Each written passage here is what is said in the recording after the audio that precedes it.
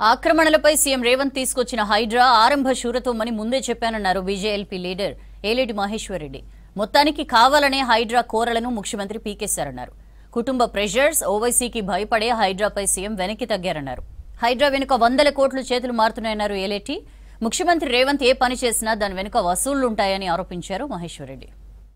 నేను ఒకటి అడుగుతా ఉన్నాను, మీ పని ఏ రకంగా ఉన్నదంటే ఆ రోజే చెప్పిన ఏ రకమైన ఆరంభ శూరత్వం అవుతుంది హైడ్రా అని చెప్పినో అదే మాదిరిగా ఈరోజు ఆరంభ శూరత్వం అయింది హైడ్రా.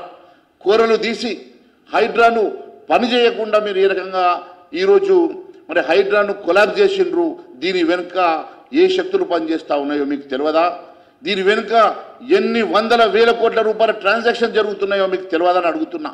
ఆ రోజు మీరే చెప్పిండ్రు, స్వయంగా ముఖ్యమంత్రి గారు చెప్పిండ్రు హైడ్రా పేరు మీద వసూలు జరుగుతూ ఉన్నాయని చెప్పి. ఈరోజు ముఖ్యమంత్రి గారు మీకు తెలియకుండానే వేల కోట్ల వసూలు జరుగుతూ ఉన్నాయా? ఈరోజు ఎందుకు మీరు హైడ్రాకి కూరలు తీసేసిండ్రు? ఎందుకు ఈరోజు హైడ్రాను ఆపేసిండ్రు?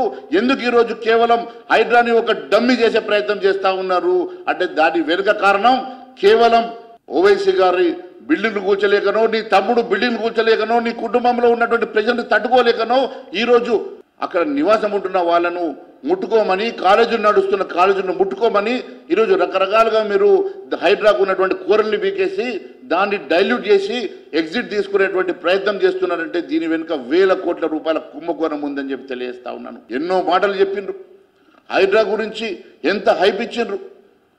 ఈరోజు మీరు చూసినట్లయితే హైడ్రా పరిస్థితి ఒక కూరలు వీకేసినటువంటి ఒక పనికిరాని డైల్యూట్ అయిపోయినటువంటి ఒక సంస్థగా మిగిలిపోతున్నది. నీ ఏ పని చేసినా కూడా రేవంత్ రెడ్డి గారు ఆ రోజే చెప్పిన హైడ్రా ఆరంభ శూరత్వం అవుతుందని చెప్పిన ఈరోజు అదే మాదిరిగా ఆరంభ శూరత్వం అయింది హైడ్రా. ఈరోజు ఒక మరి డంబీ చేసేసినటువంటి ముఖ్యమంత్రి గారు దీని వెనుక కారణాలు కూడా ప్రజానీకానికి చెప్పాల్సిన అవసరం.